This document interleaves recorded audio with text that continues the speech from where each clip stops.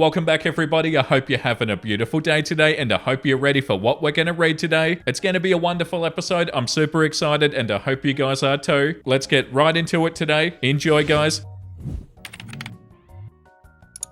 Am I the a-hole for firing my best man for proposing at my wedding? Wow, okay, proposing at the wedding? That's a little bit tacky, isn't it? My 30 male wedding was supposed to be the happiest day of my life. My wife 28 female and I spent months planning every detail and it turned out perfect. Almost. My best man, let's call him John 32 male, has been my closest friend since childhood. Naturally, I asked him to be my best man and he accepted with excitement. The ceremony was beautiful and the reception was even better. Everything was going smooth until the speeches. John got up to give his best man speech. At first it was full of the usual jokes and heartfelt stories which everybody enjoyed, but then out of nowhere he turned to his girlfriend 25 female and started talking about their relationship. Before I knew it, he was down on one knee proposing to her there in the middle of my reception. The room went silent. I could feel my wife's hand squeezing mine tighter and tighter. John's girlfriend said yes and everybody started clapping and cheering, but I was fuming. I felt like my special day had been hijacked. Instead of celebrating our marriage, everybody was now focused on John and his fiancée. After the initial shock wore off, I confronted John and I told him he was out of line. He said he thought it would be a great surprise and assumed I'd be happy for him. I told him he was selfish and inconsiderate and I ended up kicking him out of the reception. Now some of our mutual friends are saying that I overreacted and that I should have let it slide for the sake of our friendship. My wife fully supports my decision, but I'm starting to wonder if I was too harsh. Am I the a-hole? Wow. Okay, so assuming that this one is real and it's not rage bait or something. No, I don't feel like you're the a-hole, OP.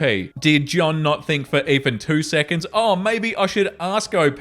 Yeah, the top comment, if he thought you'd be happy, why didn't he take 2 seconds beforehand to clear it with you? Not the a-hole, don't propose at other people's weddings. Yeah, that's so wild to do that, especially without asking. In all honesty, he probably knew that OP wouldn't say yes, so he was like, you know what, I'm not gonna ask if I can do this. I'm just gonna do it and surprise everybody. And yeah, 100% OP, when it is meant to be the happiest day of your life, everybody is now focusing on that. Like he must have known that you weren't gonna say yes, because yeah, why would you do that without asking first? Oh cool, we've got an update post. Update, our neighbours have been having pool parties at our pool while we weren't home for years. This was such a wild post that we read the other day. The one where the neighbours were using their pool without even asking. I don't know how to link the original post or if it's even possible. I didn't expect this to blow up like it has and I certainly didn't expect over 1,000 comments. I have tried to read them all and some are very creative and amusing to read. First of all, we don't want to hurt anybody or alienate our neighbours. We just don't want people using our pool without permission and we don't want the liability associated with the activity. A few things I feel like I need to clarify. Yeah, our backyard is fully fenced in with 2 gates. One in the back is double locked from the inside. The side gate on the side of the garage nearest to the neighbours in question has a double latch that you have to reach over the top and find not 1 but 2 releases to open the gate. There is also an automatic close that automatically shuts the gate and latches it. I personally can't open the gate from the outside of the fence because I can't reach over that far to reach the 2 latches. The previous owner put this in and it has worked well for our yard crew and the pool maintenance people. We do have some cameras, a doorbell camera and a camera over the garage. The garage camera picks up if somebody goes towards the gate from the front, but we didn't want to invade our neighbour's privacy by recording their side garage door and gate to their backyard. We even shared the camera angle with them because we didn't want them to be concerned about us recording their children or them coming and going. I guess we were more concerned about their privacy than they were about our privacy. Anyway, the update. Thursday the 4th of July morning, I was loading a few things into my vehicle to take to my cousin who just got out of the hospital. Neighbour husband who's been gone a lot for work recently saw me and came over and asked if I was getting a late start on going to the lake. I let him know that we were staying home because we're helping my cousin who just got out of hospital. He asked if we were going to be home all weekend. I said, yeah, one or both of us is going to be around all weekend. He quickly wished me a happy 4th and went home. I went back in to grab my purse and tell my husband about the conversation with the neighbour before I left. When I got home, our friend Mike was there. Mike does security cameras and home automation systems, gadgets, and my husband loves gadgets. Mike and my husband have a plan for multiple cameras and several gadgets, some of which involve us going ahead and having the pool opened. I agreed to orbit one of the new cameras and almost all the gadgets. I think my husband put some in the plan knowing that he'd have to give up a few of them. Mike also suggested talking to our homeowner's insurance agent because we might be able to get some discounts with the security upgrades. So on Friday the 5th of July, Tom, our insurance guy, comes over and Mike is back and he has a drone to help find the best camera positions. Really, I think he just wanted to show off his gadget. So my husband, Mike and Tom are outside and all around the house and occasionally they're inside. I look outside every so often and at different times other neighbours have come outside and down to our end of the street. So neighbours neighbors want to know what's going on, so my husband tells them we're concerned that some people or several people may have used our pool without our permission while we weren't home. It turns out that 2 different neighbors had witnessed some friends of the neighbor children come over last year, and they and the neighbor twins had gone into our backyard. One neighbor even asked the girls, and they claimed that we let them come over all the time and use our pool. Wow, that's unbelievable. So at that point, my husband and Tom discussed this, and Tom says that we should send a registered letter to the neighbors rescinding our permission from entering our fenced-in backyard. So before Mike and Tom left, the neighbors on the right, the pool party neighbors, come home, both the husband and wife. My husband asked to talk to them, and with Mike and Tom as witnesses, he tells them that for insurance reasons, we're rescinding our permission for them or any member of their family or guest to enter our fenced-in backyard, and we'll also be sending a registered letter stating this as requested by the insurance. My husband never accused them or their children of using our pool, but said that we had reason to believe that in the past our pool had been used without our permission. He did say that we had reason to believe that their older children might be friends with somebody who has been in our pool. My husband also told them that we're changing the gate to have an automated lock and cameras will be installed around the pool. He also assured them that we avoid the cameras pointing at their windows or backyard. My husband indicated that we were taking these measures to hopefully lower our homeowners' insurance rates. My husband said they did exchange a few looks between them, but they said they understood and they appreciated the heads up. So hopefully this saga is over, but if there are any other updates, I'll try to post them. Wow, that's so wild, and you guys handled this so well, OP. Do you feel like the neighbors sort of think that they got away with it? Like, oh yeah, thank you for letting us know. We really appreciate that. No, we weren't totally using your pool all the time. No,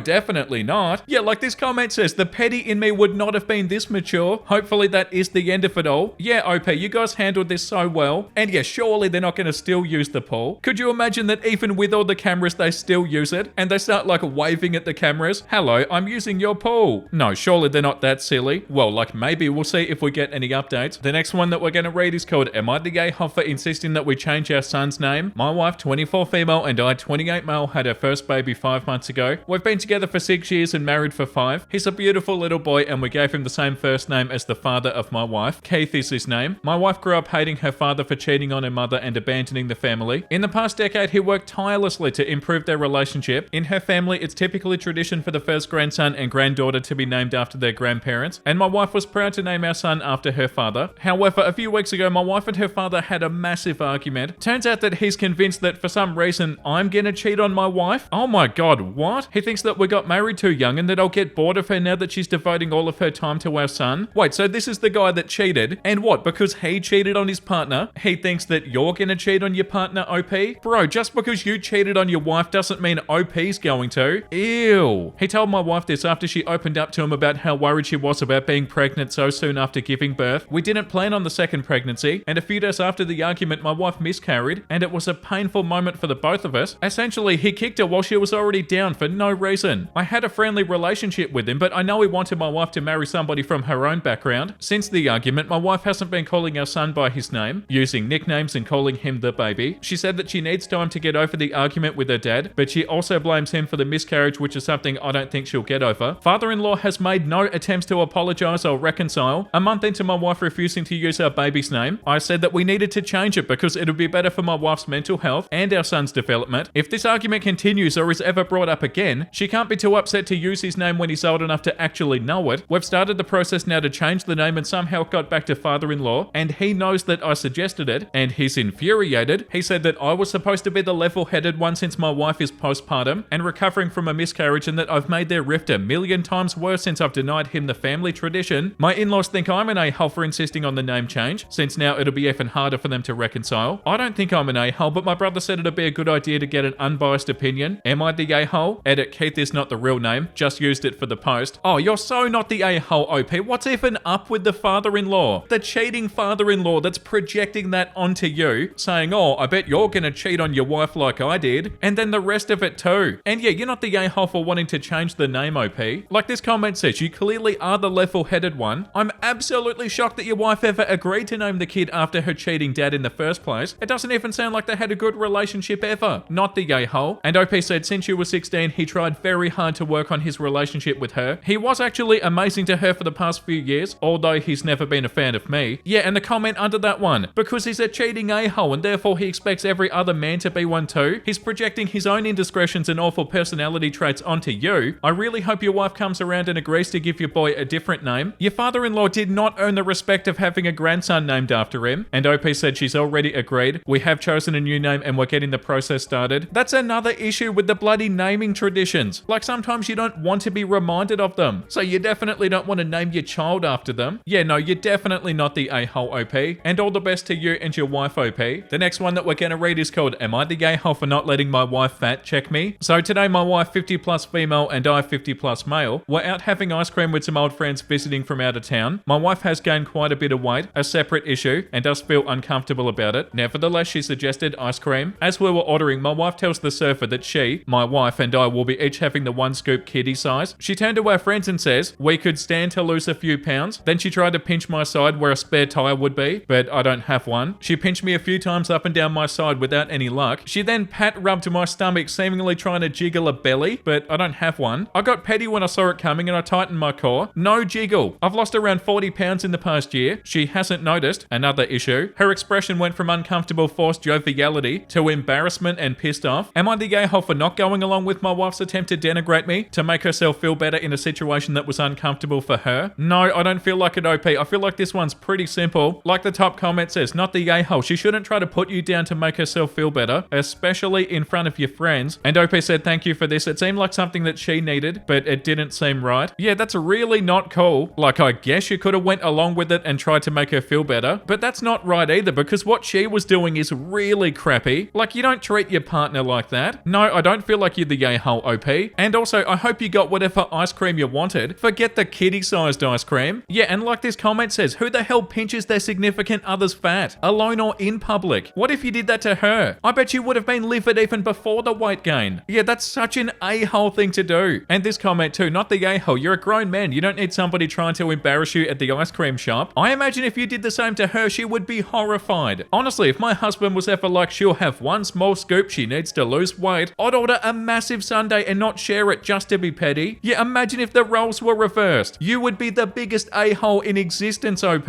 Yeah, no, you're definitely not the a-hole, OP. That's so messed up. The next one that we're going to read is called, Am I the a-hole for telling my sister there were consequences to not helping out our mum? So my mum and my sister live a state over. Around a year ago, my mum's home flooded and she needed a place to stay until the insurance fixed it all. My sister lives near mum, 30 minutes away, and mum went to her first for a place to stay. She refused and basically told her to kick rocks. They had a good relationship before this. She won't even let mum stay for a few days so one of us could pick her up. I drove 7 hours to pick mum up and she stayed with me for 2 months until her home was good. The family was pissed at my sister and it resulted in a discussion about how she never helps anybody out. Everyone has experienced it at some point where she didn't care enough to help out. My biggest example that pertains to me is when my car broke down and my sister refused to pick me up, so I had to walk home and hitch a ride home. This was before Uber took off. I got home and she was on her phone dead scrolling. Everybody in the family has examples. We all decided to not help my sister anymore. This is the issue now. She needs a place to stay since she's moving to a new city and her lease on her home ended, so about a month to stay with somebody before she can move into her new apartment in the city. Everybody has turned her down. She called me and asked me if she could stay with me. I told her no and she started crying why the family won't help her out. I told her that there are consequences to not helping out our mum when she needed it. She called me heartless and then hung up. No, you're not the a-hole, OP, and calling you heartless, by that logic, she is just as heartless. And also, like, what do you even expect if you don't help people? Yeah, the top comment, not the a-hole. People who never help anybody else out always stump me. It takes very little to be a decent human being. It sounds like your sister let that title leave her long ago. And then to be surprised when the "but we're family" argument doesn't work is so funny. You can't refuse to help people every time they ask you, but then put on your surprised Pikachu face when people won't help you when you need it. I'm not saying that in order for somebody to help, they need to help out first. It's not that transactional, but in this case, it sounds like it's a common thing, and her reasons for not helping out are like flimsy at best, and in that case, I wouldn't lift a finger to help her. Yeah, definitely, the comment under that one too. Laughing my ass off, not the a-hole. The irony is hilarious. Your sister refuses to help anybody else in the family, but expects those same family members to lend her a hand. Your sister brought this on herself, and I find it hilarious that she called you heartless when she refused to take in her own mother after her house got flooded. Yeah, and it wasn't for like no reason either. The house got flooded, and still not gonna help in that situation. Nah, that's so bad. You're definitely not the a-hole, OP. We need to read something wholesome. That was such a beautiful episode, and I hope you guys enjoyed that. But yeah, that's enough for today. When somebody asked me to kill a spider, heroes don't kill. We find a better way. Yeah, that's so true. No,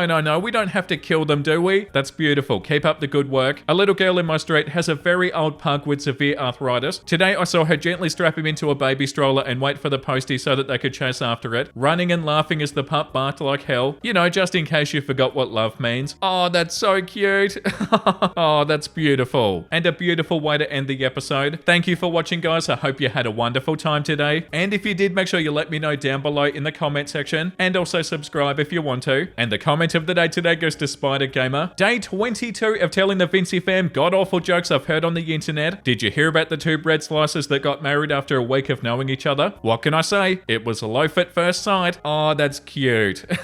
It is a little bit god-awful, but at the same time, it's funny. I really appreciate these god-awful jokes that you leave in the comment section. So thank you for that, Spider Gamer. I can't believe you're already up to day 22. That's unbelievable dedication, and I really appreciate that. And I really appreciate you guys. Thank you for watching. That was such a fun episode, and I hope to see you in the next episode. Make sure you look after yourself and make sure you have a beautiful, amazing rest of your day. And you know what I'm about to say because I say it every single day. Bye!